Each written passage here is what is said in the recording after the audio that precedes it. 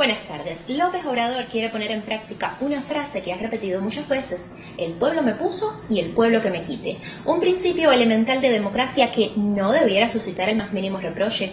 Para ello, desde que llegó al poder, se empeñó en ponerle a la Constitución mexicana la figura del revocatorio de mandato, que en palabras simples es un mecanismo legal para que a mediados de mandato, que en el caso mexicano sería al cumplirse el tercer año porque el periodo presidencial es de 6, los electores decidan si el jefe de Estado ha hecho bien o mal su trabajo y, en consecuencia, dejarlo que concluya su gestión o relevarlo del cargo.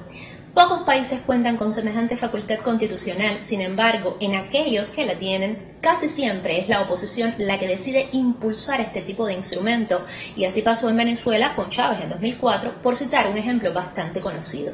De manera totalmente sui generis, en México es el mismísimo presidente AMLO quien ha decidido someterse a tal escrutinio popular.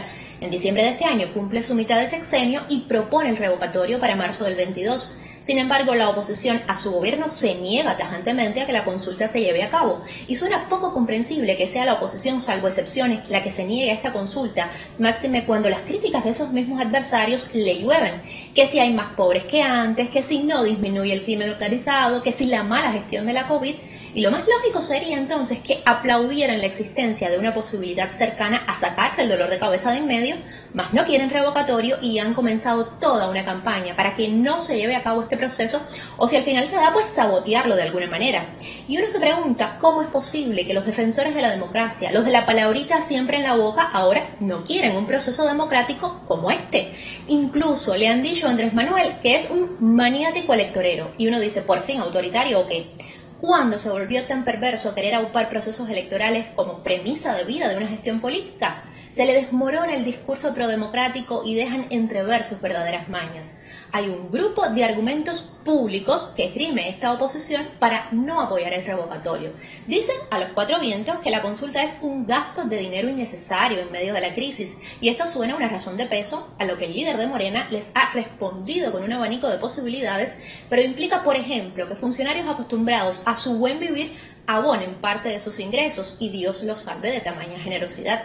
De hecho, en un primer momento, Obrador quiso adelantar este revocatorio para 2021 y hacerlo coincidir con las elecciones intermedias, justamente para ahorrar dinero, pero tampoco cayó bien la idea porque los opositores, que veían al presidente con demasiada aceptación popular por entonces para su gusto, temían que eso favoreciera a los candidatos oficialistas en esos comicios. Dicen además que detrás de todo lo que AMLO quiere es ratificarse, no revocarse, y mostrar músculo electoral para buscar justificar una eventual reelección. Y es que habían tardado en sacar este fantasma que solo sale a colación si el presidente en cuestión tiende demasiado a la izquierda. Y aunque Andrés Manuel López Obrador no es propiamente dicho un político de izquierdas, sus posturas a la vista de la partidocracia tradicional mexicana son demasiado a la izquierda. Querer enseñarle austeridad a la clase política, poner la palabra pobres en su boca y accionar. Querer enjuiciar a expresidentes corruptos, pero no porque lo diga él, sino porque le pregunta al pueblo. Y otra vez los encubridores de esta casta corrupta meten las manos para amañar el asunto y fracasa la consulta.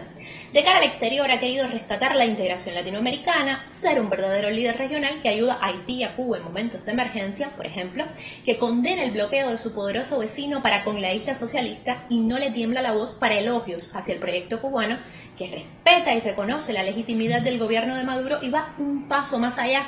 Se propone anfitrión de un diálogo con la oposición más recalcitrante y pro-Washington. Suficiente aval para que PAN, PRI, PRD y el resto de la comitiva que se resiste a haber perdido privilegios políticos y económicos esté urgida de que esta pesadilla termine, pero no con un revocatorio, porque justamente no quieren que los mexicanos aprendan la utilidad de este mecanismo para cuando haya uno de ellos en el poder. Así como le cuento,